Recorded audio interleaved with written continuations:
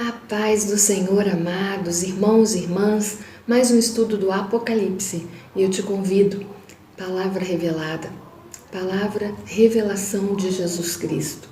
Nós estamos no capítulo 13 e eu te convido a abrir teu coração, tua mente e receber do Senhor essa palavra, amém? Dá o seu link aí, curte, se inscreve se você não é inscrito, mas que a gente possa estar acompanhando essa palavra do céu para a nossa vida.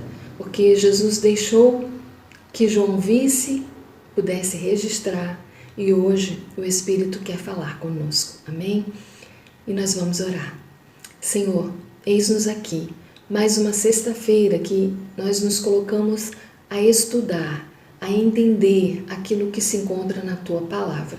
Somos Tua igreja, somos Tua noiva e cada um que ouvir esse estudo possa estar com sede de ouvir a Tua voz e o Teu Espírito, grande ensinador, venha revelar, venha nos ensinar o que Tu queres, Pai. Acalma o coração e dai-nos discernimento para remir o tempo e fazer toda a Tua vontade. Em nome de Jesus. Amém. Amém? Então eu te convido a estar abrindo Apocalipse 13. Semana passada nós estudamos sobre Apocalipse 13, de 1 a 10, que foi a besta que emergiu do mar. O que a gente viu nessa figura e através da palavra é que o mar ele representa as muitas águas do caos.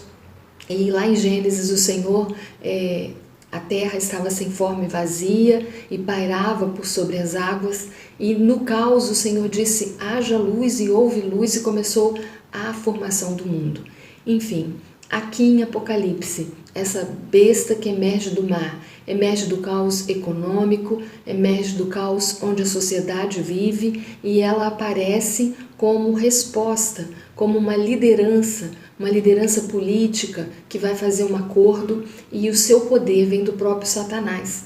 E esse poder é para que governe a terra com paz, que durará 3 anos e meio. Na verdade, a gente falou e viu a figura do anticristo.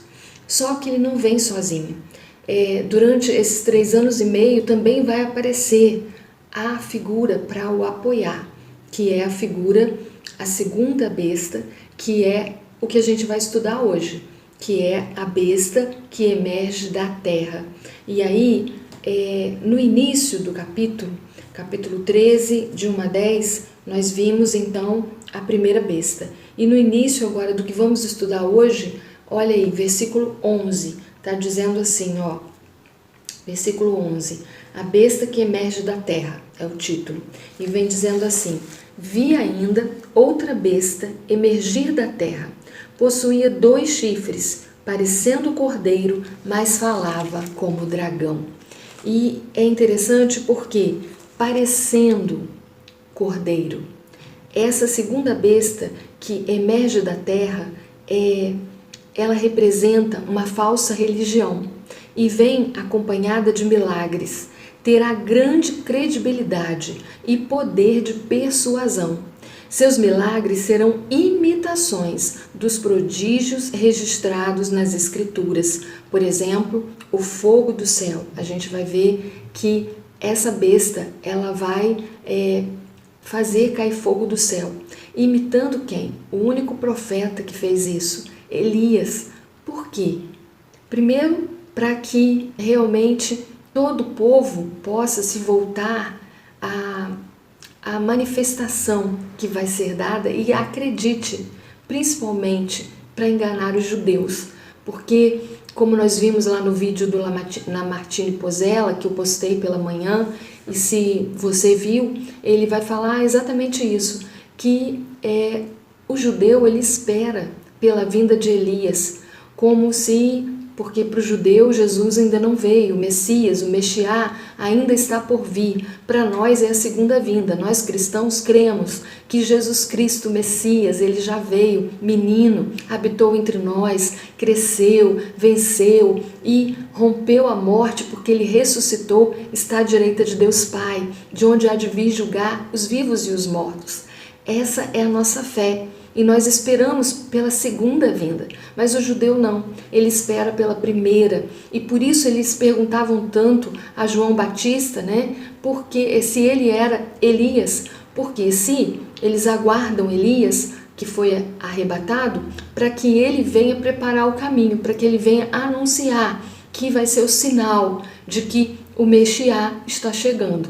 Então eles aguardam, só que na verdade as duas testemunhas virão, e provavelmente uma delas é Elias, mas para nós cristãos é a segunda vinda, para eles é a primeira ainda. Então o que acontece?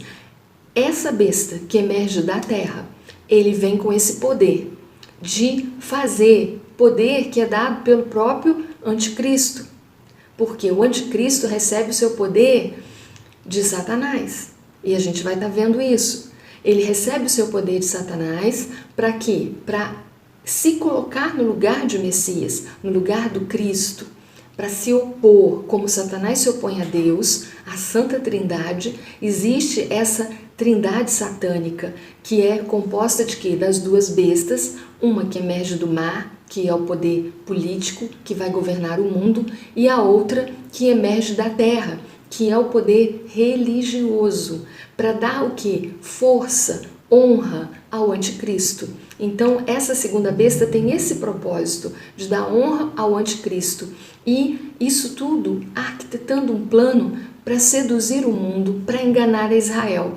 Então, como Israel aguarda, essa segunda besta vai estar fazendo descer fogo do céu como Elias, para que eles sejam enganados, para que eles pensem, poxa, então Jesus realmente, né, o Rei dos Reis, ou melhor, o Messias, né, o Messias, ele está voltando.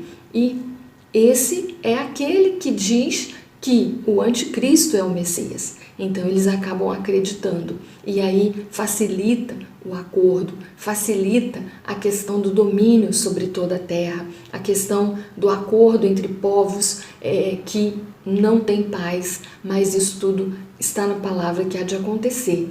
E aqui, nesse versículo que nós lemos, que é o 11, vai dizer que como será a aparência dessa pessoa.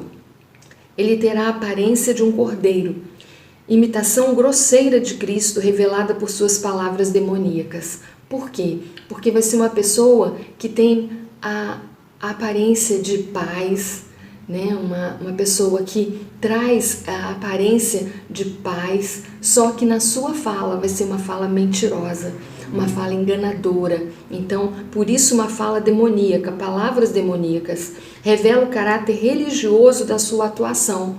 Estará se aliando ao poder civil instituído e revelado na primeira besta. Então agora do versículo 12 ao 15, olha o que vai dizer a palavra.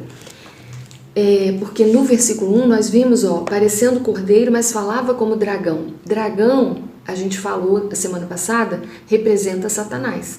Então essa segunda besta vai ter uma fala satânica, que é uma fala que seduz, uma fala mentirosa, uma fala que engana. Então ele vai ser enganador, com aparência de cordeiro, porque o cordeiro é manso, o cordeiro é tranquilo, é fácil, é dócil, mas na verdade é uma serpente, é um dragão, e vai ter fala de mentira. E o versículo 12, exerce toda a autoridade da primeira besta na presença da primeira besta.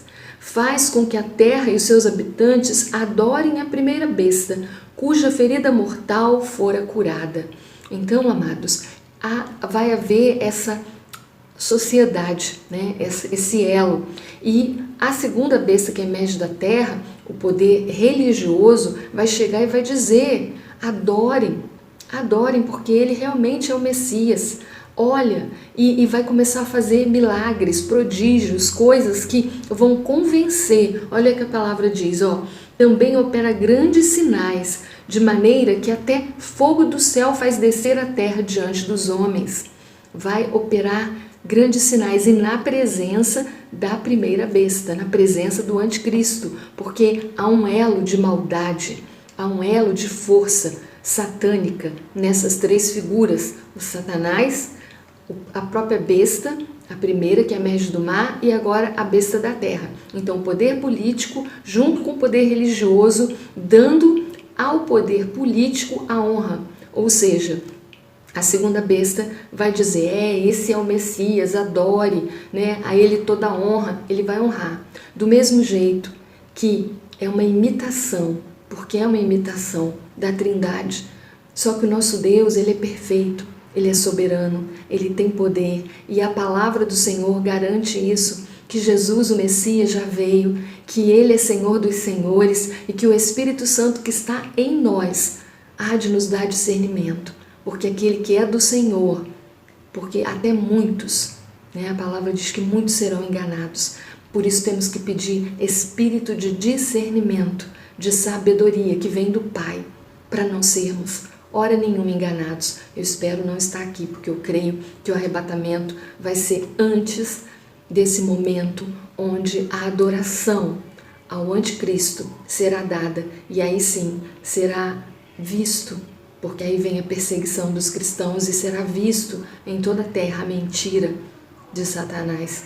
E no versículo 14, capítulo 13 e 14 de Apocalipse, seduz, olha a fala aí da serpente, uma fala que seduz os que habitam sobre a terra por causa dos sinais que lhe foi dado executar diante da besta, dizendo aos que habitam sobre a terra que façam uma imagem à besta, aquela que ferida a espada sobreviveu. Porque a gente não sabe, alguns estudiosos acreditam que a primeira besta vai ser ferida na cabeça e que ela não se sabe se vai ressuscitar ou se vai ser um atentado. Alguns acham que pode ser um atentado, mas que não vai chegar a morrer. Outros acreditam que essa ferida vai ser uma ferida de morte mesmo, literalmente, e que ele vai ressuscitar. Não se sabe se de uma maneira mentirosa ou se verdadeiramente no poder de Satanás, trazendo de volta, né, na falsidade, no engano, enfim. Mas isso vai acontecer por quê? Para que ele diga que tem o mesmo poder que Cristo, que Jesus Cristo, que ressuscitou, o Cristo que ressuscitou e que os cristãos entendem ser Ele a nossa força. Então, ele foi dado comunicar fôlego à imagem da besta, para que não só a imagem falasse, como ainda fizesse mover quantos não adorassem a imagem da besta. Aqui tem muita especulação, porque hoje em dia já tem tecnologia suficiente para estar sendo projetado a besta falando para todos os países ao mesmo tempo. Existem hologramas, existem várias coisas, mas o próprio Satanás também tem poder. Ele tem poder para fazer essas coisas. E se ele for fazer debaixo do seu poder, que é menor que o de Cristo, com certeza, e de que Deus, mas ele tem esse poder de efetuar coisas, isso vai convencer até os tecnológicos. Porque tecnologia, você pode dizer, mas isso é tecnologia, só que aqui vai seduzir os habitantes da Terra, vai seduzir muita gente. E aí, ele foi dado, né, aqui o poder de comunicar, quer dizer, ainda vai ter o poder de operar milagres, de comunicar, de seduzir todo mundo. E no versículo 16, a todos os pequenos e grandes, os ricos e pobres, os livres e os escravos, faz que lhe seja dada faz com que lhe seja dada certa marca sobre a mão direita ou sobre a fronte. Antes de eu falar sobre esse versículo 16, eu queria dizer que Paulo fala no livro de 2 Tessalonicenses, de 2 a 10, e eu queria ler com os irmãos, antes da gente passar para a questão da marca da besta. 2 Tessalonicenses 2, de 8 a 10. Olha o que Paulo está falando. Ele está falando assim, ó. E então será manifesto o iníquo, o qual o Senhor desfará pelo sopro da sua boca e aniquilará pelo esplendor da sua vinda. Então, o iníquo, o homem da iniquidade, é o anticristo.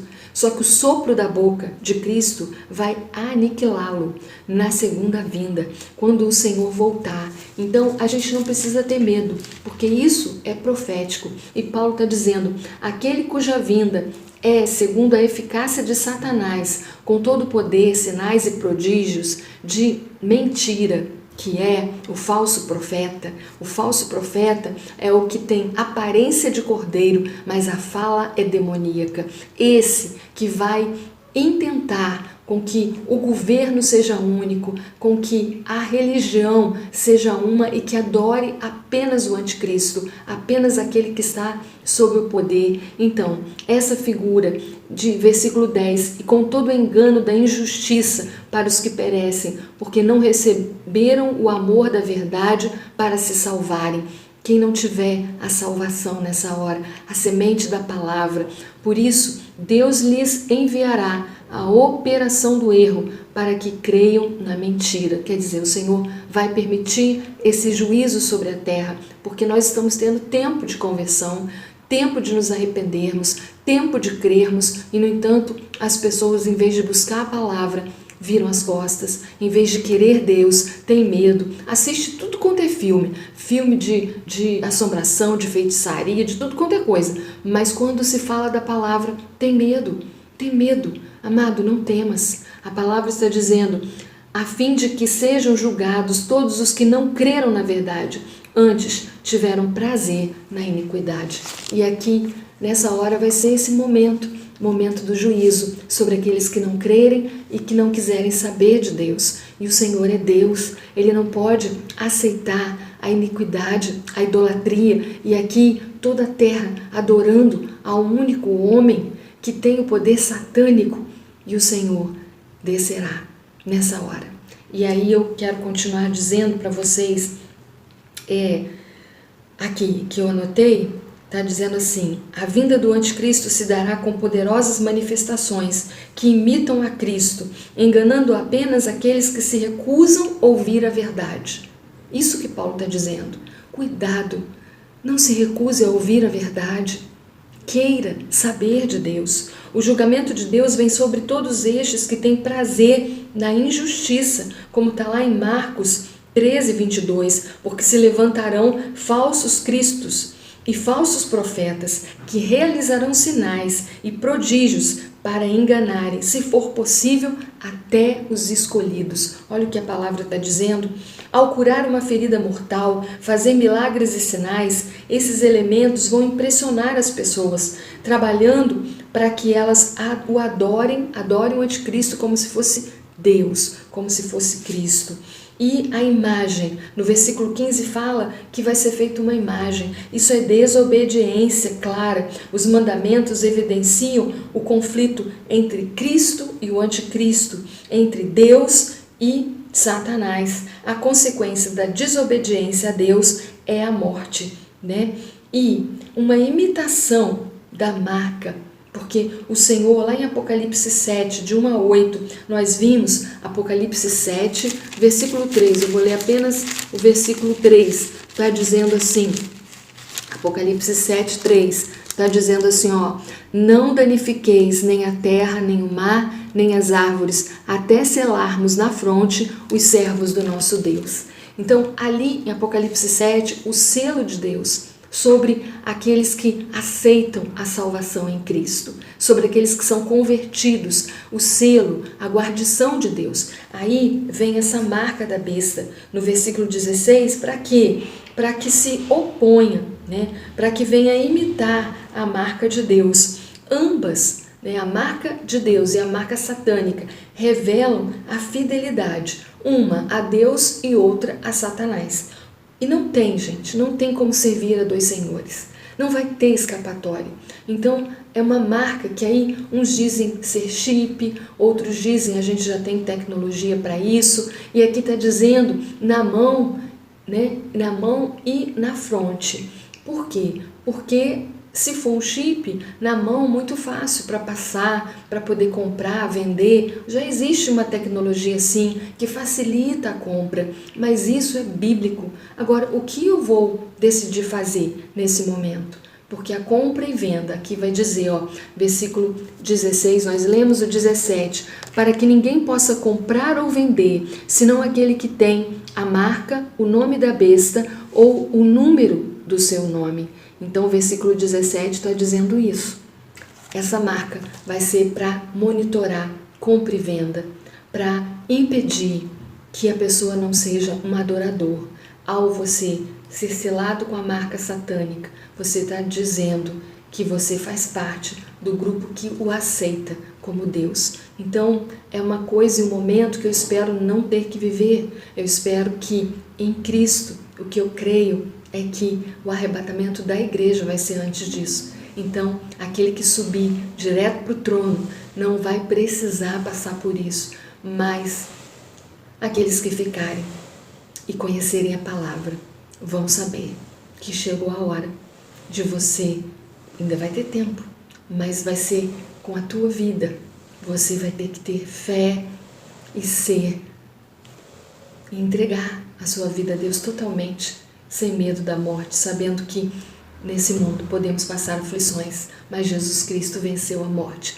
No mundo tereis aflições, mas tem de bom ânimo, eu venci o mundo.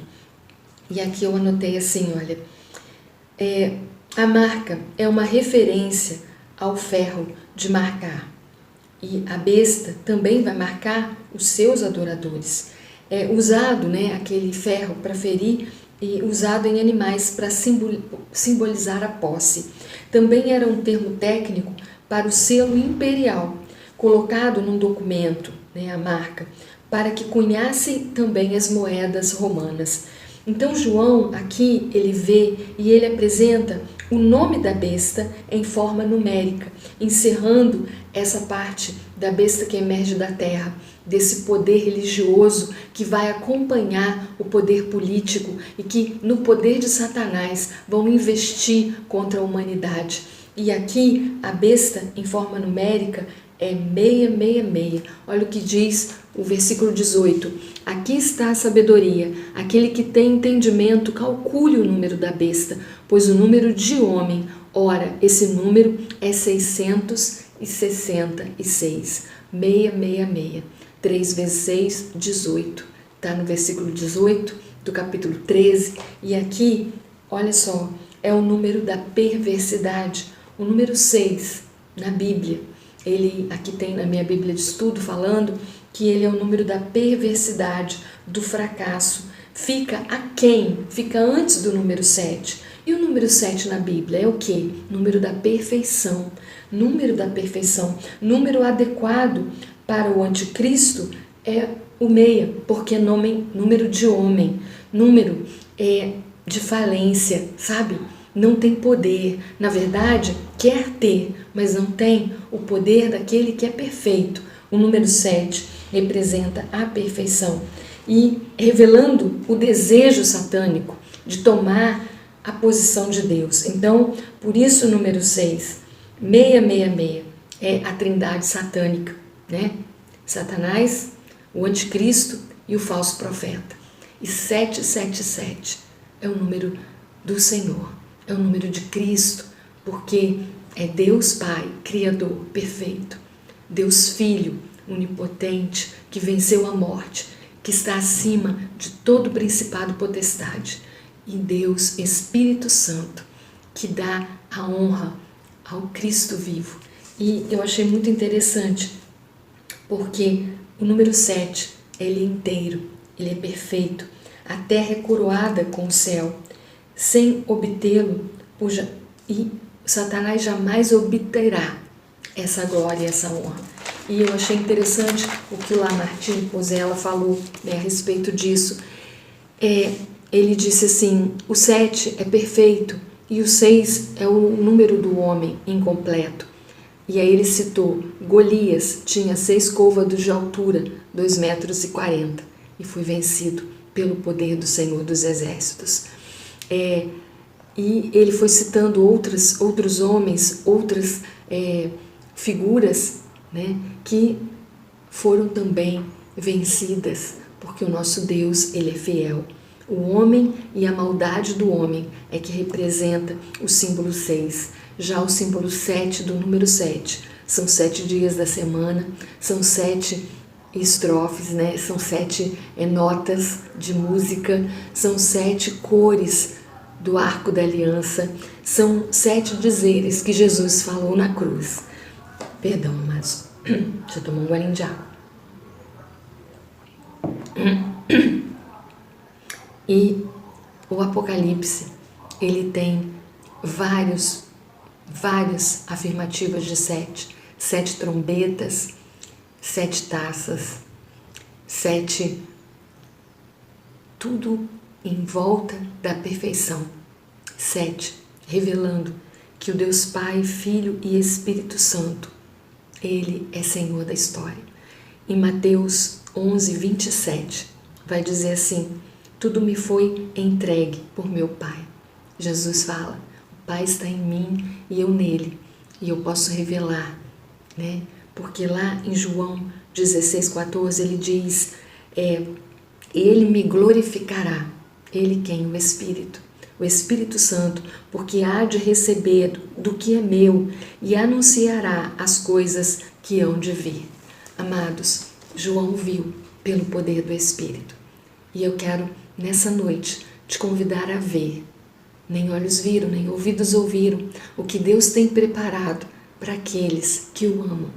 Eu quero orar mais uma vez pela tua vida, pela minha vida, para que possamos ser como João, capaz de ver, ter olhos abertos espirituais para ver pela fé que o Senhor já nos fez vencedor, que Ele é o único que pode todas as coisas e que por mais que o inimigo arquitete, tudo isso é uma profecia que o Senhor falou lá no passado, quando o homem pecou.